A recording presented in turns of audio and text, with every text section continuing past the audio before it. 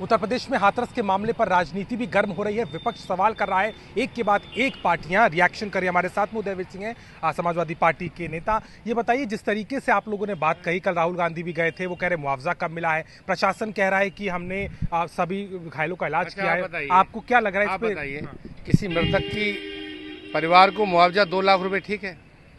क्या लगता है आपको, ठीक है? अब बताइए, आज के दौर में मैं पूछ रहा हूँ आपसे। नहीं ठीक है, आप 2 लाख रुपए ठीक है? जब आप नहीं ठीक कह पा रहे, आप अपनी बात कीजिए, मुझे मत शामिल कीजिए। शामिल करना नहीं, सवाल आपका है। आप मेरा सवाल ये नेता दूसरा सवाल कर रहे हैं, तो आपका इस पे रिस्पॉन्ड किया? सवाल सुनिए, सवाल आपका है, मैं जवाब आपको दे रहा हूँ कि तमाम हादसे दुर्घटनाएं हुई हैं, लोगों को मदद की गई है, वो स्टैंडर्ड आप उठा के देख लीजिए। 2 लाख रुपए बिल्कुल मुआवजा सही नहीं है। गरीब परिवार हैं, सरकार मदद कर सकती है। एक धार्मिक कार्यक्रम में हिस्सा लेने गए थे, कोई और किसी व्यक्तिगत उससे नहीं गए थे, तो सरकार को मदद करनी चाहिए। एक सवाल और भी है कि मायावती ने ट्वीट करके इस बात को कहा है कि बाबा के खिलाफ कार्रवाई नहीं हो रही है, वो भी उसी समाज से आती है। आपको लगता है कि बाबा को बचाया जा रहा है?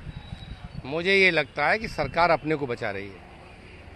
इस कार्यक्रम की पहले से सूचना थी, मालूम था, लोग 2-3 दिन से इकट्ठे हो रहे थे वहाँ, शासन सरकार के लोग भी मौजूद थे। जितनी भीड़ थी उसके इंतजाम डीएम एसपी को करने चाहिए थे। अगर ज़्यादा भीड़ हो गई थी तो एक्स्ट्रा फोर्स बुलाना चाहिए था, जो नहीं बुलाया गया, जिसकी वजह से अव्यवस्था हुई।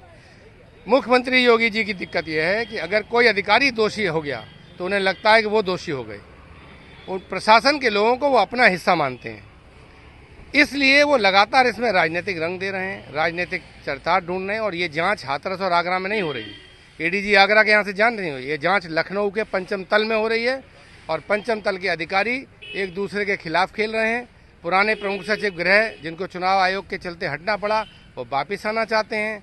और कुछ अधिकारी हैं, पुलिस के भी हैं सीनियर लोग, जो मास्टर हैं इस मामले में कि कैसे सरकार की जिम्मेदारी को हटा के राजनीति कर दी जाए।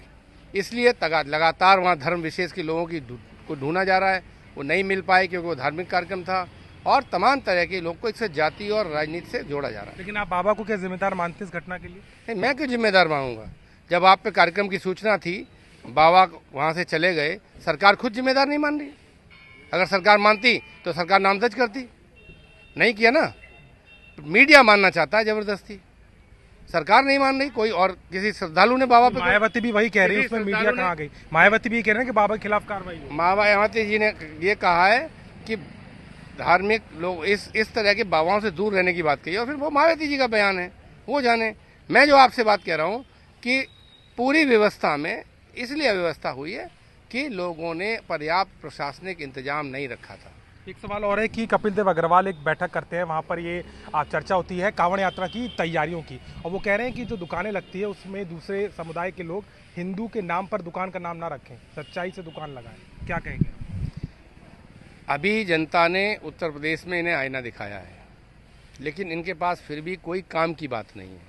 केवल धर्म और जात का चश्मा दिखाना चाहते हैं, और उसी चश्मे से सबको देखते हैं। शुक्रिया बात करने के लिए। तो कहीं ना कहीं इस पूरे मामले पर राजनीति हो रही है, चाहे हाथरस का प्रकरण हो या फिर कांवड़ यात्रा, दोनों ही मामलों में उत्तर प्रदेश में राजनीति कर रहे हैं। लखनऊ से कैमरामैन संजय के साथ अभिषेक मिश्रा, आज तक।